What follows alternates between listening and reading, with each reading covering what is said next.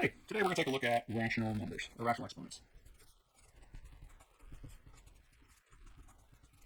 Now, we've been using the radical to write out expressions involving roots, such as the square root of x, or the cube root of 3x squared, and the like, where we have the radical, some index number that tells us what root we're looking at, and then we have some base inside the radical that we're conducting the operation on. And remember, anytime we don't have an index, we assume an index of 2. So over here, this would be a 2 or a square root. So in this case, this would be the third root of 3x squared. So we have our index, we have our base, and our radical. Now, this is all fine and dandy, but when we get into working with exponents, it can be a little clumsy. And there's another way.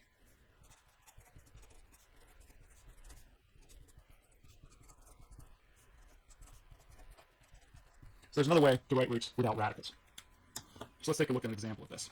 Let's take a look at 8 to the 1/3 equals x.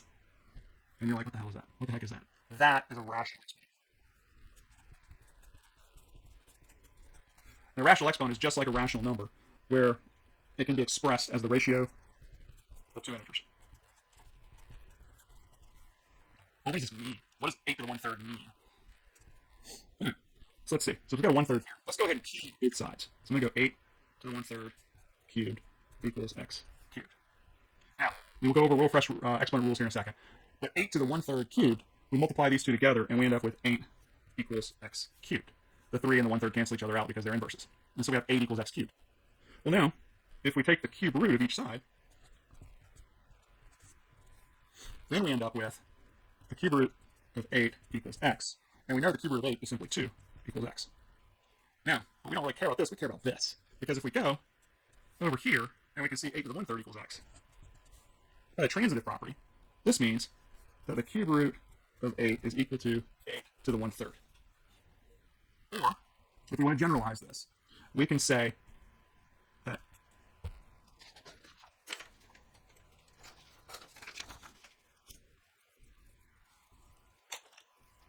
we just saw that the nth root of x is equal to x to the 1 over n. And what this tells us is that this denominator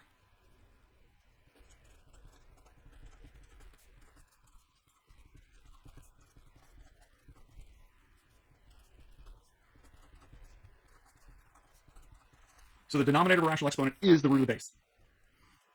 So if I have, for example, 7 to the 1/7, this is equal to the 7th root of 7. And 1/25, the third root of 125 is equal to the cube root of 125, which equals 5. So the denominator of a rational exponent is the root of the base. Or another way, the index of the radical is the denominator of the rational exponent. So we can go the other way. And if I have the square root of 64, this is equal to 64 to the 1/2. Because remember, there's an implied 2 right here when there's no index. And then either way, both of these equal 8.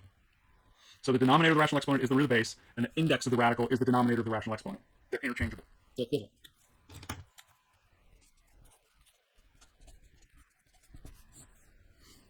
So, if that's the denominator, what's the numerator? Let's use colors. The numerator of the rational exponent is power. So, for example, and we've seen these. You already know this. We've already seen this. 9 squared. Well, if we turn this 2 into a rational, and we just say 2 over 1, we can see that the numerator is the power. And then we're just taking the first root of 9, which is 9. We haven't done anything. And either way, this equals 81. So the numerator of the rational exponent is the power. So if we take this and we go x to the m over n, where n does not equal 0, then this is telling us that this is the nth root of x to the nth power. Or another way is, if we do an example, so if we do 8 to the 2/3, that's supposed to be 3, 8 to the 2/3, this is the third root of 8 squared. Or this is square of the third root of 8. And either way, 8 to the 2/3 equals 4. Because it's 8 squared, which is 64, and then we take the third root of 6. All right.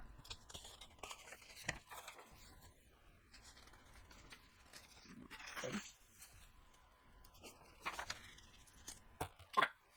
Let's look at how we can apply now that we have this understanding of rational exponents. Let's do a review real quick. Properties of exponents.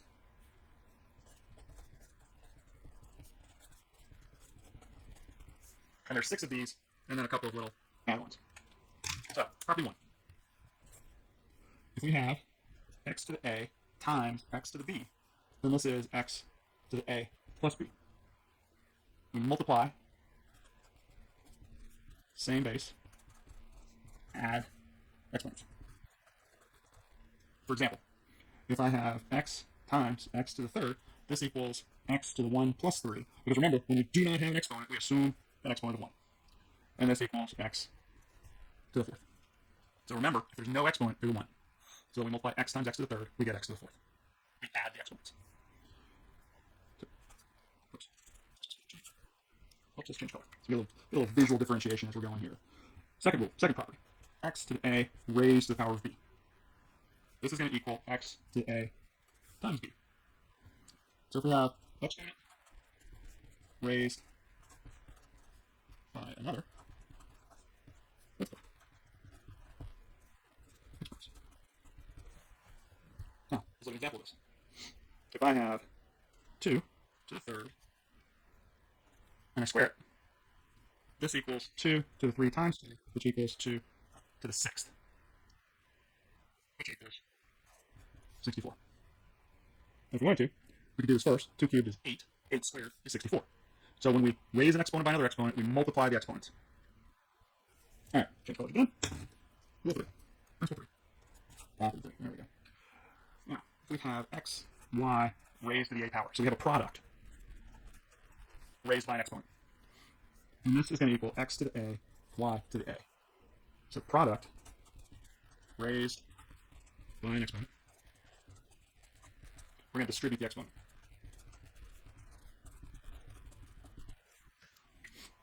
Now, example of this. If I have 3x cubed, then this is going to equal 3 cubed x cubed. And 3 cubed is equal to 27. So when we have a product, we've got a coefficient, 3 times x raised to the third power. And the parentheses is telling us that this cube is applying to every element inside. Then this becomes 3 cubed x cubed, and then the 3 cubed simplifies to 27, or 27x cubed. So product raised by an exponent, distribute the exponent. All right. Property 4. A to the negative r is equal to 1 over a to the r. So when we have a negative exponent, we're going to take the reciprocal of the base.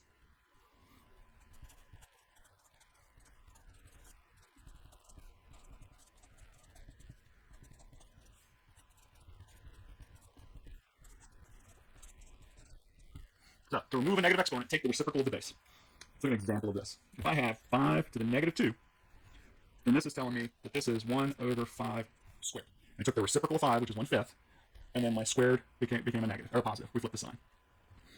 And this equals 1 over 25. So negative exponent, we're going to take the reciprocal of the base, and then we're just going to remove the sign. We're going to flip the sign. This also means that I can take 1 over x squared if I need to, and I can rewrite this as x to the negative 2. So it works in both directions. Or if I had 1 over y to the negative 3, I'm going to take the reciprocal of my base, which is 1 over y. And let's switch page.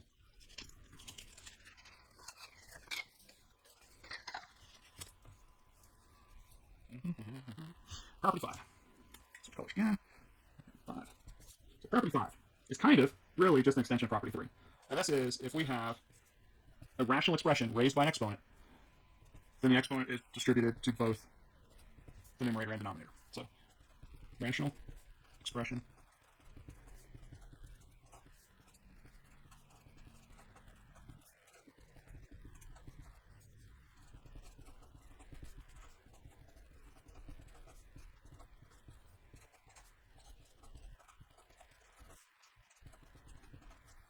So we have a rational expression that's raised by an exponent. We're going to distribute the exponent to the numerator and the denominator. Let's look at an example of this. So if I have 2/3 and I cube this, this is going to equal 2 to the third over 3 to the third. And 2 cubed is 8, and 3 cubed is 27. And this works because really when we're cubing it, we're saying multiply 2/3 by itself 3 times. So that's just 2/3 times 2/3 times 2/3. 2 times 2 times 2, 8. 3 times 3 times 3, 27. So rational expression raised by an exponent, distribute the exponent to the numerator and the denominator. And all right, last four problems. Number 6. When we have the same base, and we're dividing. So this is the same thing as x to the a divided by x to the b. Same thing. This is going to equal x to the a minus b. So division of same base, subtract the exponents. And there's another way we can see this. And remember, division is just multiplication by the inverse. So I could rewrite this as x to the a, or multiplication by the reciprocal. That's supposed to be times 1 over x to the b. And we know from property 4 that this can be rewritten as x to the a times x to the negative b. And then by property 1, we know when we're multiplying we add, so we have x to the a plus a negative x to the b, or x minus b. So really division is just an extension. Property 6 is an extension of property 1. Division, same base, subtract the exponents. That's our 6 major properties. We have 2 other little characteristics that we need to remember. And the first one is that x to the first power just simply equals x. So whatever the number is to the first power, it's that number. So 8 to the first power equals 8, and so forth. Which tells us if we're missing an exponent, that exponent's a 1. Our other one is x to the 0 power equals 1. So long as x does not equal 0. So for example, 8 to the 0 power equals 1. 3x squared y to the third to the 0 power equals 1. So long as it does not equal 0, so long as this expression does not equal 0, then it raised to 0 power equals 1. So there's our 6 major rules, our 6 properties, as well as our 2.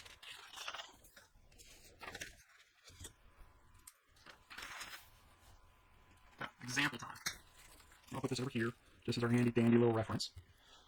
So if I have 9 to the negative 3 over 2, this negative is telling me I have to take the reciprocal of the base. So I'm simply going to flip my base over, and this becomes 9 to the 3 over 2. 1 over 9 to the 3 over 2. Now, from here, this is telling me I've got 1 over 9 cubed, and then I'm taking the square root of it, or I'm taking the square root of 9 and then cubing it, because these two are interchangeable. We can square root first and then cube, then square root, or I can square root then cube. It does not matter. Either way, we're going to say this equals 1 over 3 cubed. We took the square root of 9, square root of 9 is 3. I applied my cube, and this equals 1 over 27. Alternatively, if you wanted to, you can wait to the end to apply the negative. You just got to remember to do it. So really, that's just playing into the negative. That's our rule 4 here, saying a negative exponent, we take the reciprocal of the base. And even though this is a rational exponent's fraction, we still do the same thing. All right, how about x to the 1/3 times x to the 5/6? Straightforward. Rule 1, we're going to add the exponents. So this is x to the 1/3 plus 5/6. And if we convert to least common denominator, it's going to say LCM, least common denominator, I can change that 1/3 to a 2/6. So this equals x to the 2/6 plus 5/6. And this just equals x to the 7/6. Just an application of property 1 with a little bit of extra fraction involved. Now, let's take a look at something involving property 2. And let's go x to the 2/3, and we're going to raise this to the 3/4. Now, property 2 says we have an exponent raised by an exponent. We multiply the exponents. So this is going to be equal to x to the 2/3 times 3/4. Remember, when you're multiplying exponents, you simply multiply across and across. So this becomes x to the 6 over 12. Simplify it, and we get x to the 1/2. And there we go. All right. Let's just let it stop. Okay, still going. One more example. And we're going to put a couple pieces together. We have a to the negative 1/3 over b to the 1/2. And we're going to raise this to the 6th power. Now, if we look, we have a rational expression. Rational expression raised by an exponent. We're going to distribute the exponent.